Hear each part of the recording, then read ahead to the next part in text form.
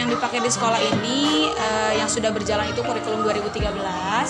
Tapi di semester ini tahun ajaran 2023-2024 kita mau menggunakan kurikulum Merdeka, tapi tidak semua kelas. Jadi baru kelas 1 dan 4 saja. Dan berarti 2, 3, 5, 6 masih pakai kurikulum 2013. Kalau di sini program tahunannya apa ya? Sebelum adanya program tahunan, pastinya kita menyusunnya itu bukan hanya pihak sekolah saja. Kita menyusunnya pihak-pihak seperti orang tua, terus juga tokoh-tokoh di sini gitu. Jadi untuk setiap tahunnya program tahunan itu pasti berubah-ubah karena perubahan itu adanya dari evaluasi sebelumnya gitu. Yang pasti program tahunan yang tidak fleksibel, maksudnya yang selalu ada itu pastinya seperti ulangan-ulangan seperti itu. Yang membedakan kurikulum di 13 sama di kurikulum Merdeka itu seperti kalau dulu di 13 itu adanya PTS, PAS gitu ya. Kalau sekarang di kurikulum Merdeka sudah tidak ada, adanya sumatif 1 sampai sumatif 5, dan itu program tahunan yang kita harus mulai membiasakan meskipun kita belum pindah total ke kurikulum Merdeka.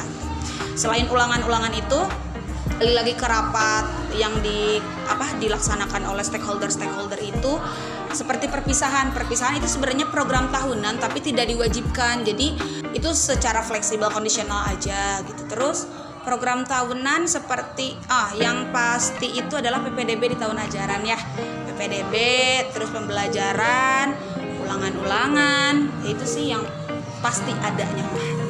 Kan kurikulum sudah berjalan, terus mau ke kurikulum Merdeka. Nah, itu persiapannya apa? Yang pertama, meskipun kita memang belum terjun karena terjunnya nanti di semester depan, yang sudah kita persiapkan adalah sekecamatan Bogor Timur bahkan sekota Bogor itu sudah di semester kemarin itu rapot guru-guru sudah menggunakan kurikulum Merdeka. Jadi mau tidak mau guru harus sudah belajar minimal rapotnya dulu.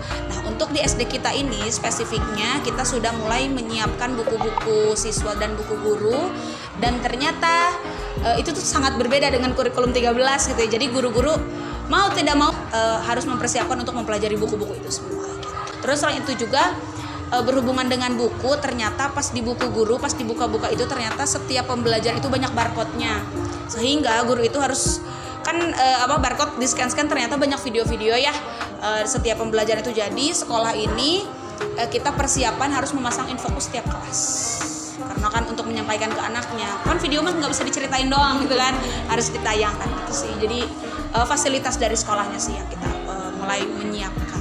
Kalau mengenai pengembangan kurikulum saat ini itu ada kaitannya nggak dengan mulok kayak kebudayaannya atau untuk pengembangan kurikulum ya, di kurikulum 13 kita muloknya ada bahasa Sunda dan bahasa Inggris. Tapi ketika 4 tahun yang lalu aku masuk itu muloknya kita lebih disempitkan lagi karena memang bahasa Inggris itu tidak ada di dalam ujian nasional. Waktu itu masih ada ujian nasional ya. Nah, jadi untuk muloknya di kita itu sekarang hanya bahasa Sunda. Itu di kurikulum 13 3 sampai 4 tahun ke belakang ini. Nah, itu bertujuan pastinya untuk menyesuaikan dan ke anak juga ya, menanamkan ke anak juga. Kita tadi Bogor gitu ya, anak-anak pelajaran yang paling sulit buat anak-anak bukan matematika dan lain-lainnya, malah bahasa Sunda gitu. Jadi makanya mulok bahasa Sunda itu kita lebih dikuatkan lagi, termasuk untuk di kurikulum Merdeka juga kita tidak akan menghilangkan mulok itu.